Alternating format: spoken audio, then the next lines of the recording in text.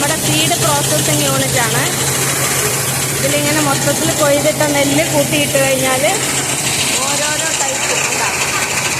ഇതിൽക്കൂടി സീഡായിട്ട് ഇവിടെ ഒരു type collect ആവും.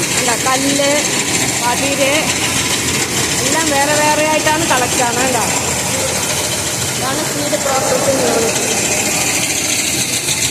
ഇത് കാണുന്നു നമ്മളില്ല. ഇതിന് പതിരായതുകൊണ്ട് കൂടുതൽ വീഴുന്നുണ്ട്.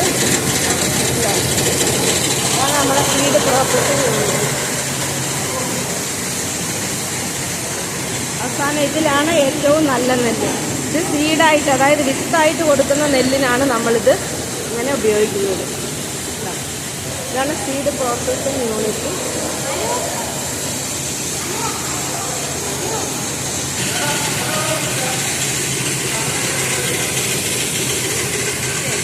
മാഡമാണ് നമുക്കെല്ലാം പറഞ്ഞു തന്നത്, സാഹിബ മാഡം. പട്ടാമ്പി KVKയിലുള്ള സീഡ് പ്രോസസ്സിങ് യൂണിറ്റാണിത്. ഇത് കാണാൻ വേണ്ടിയിട്ടാണ് നമ്മളിവിടെ വന്നത് കേട്ടോ.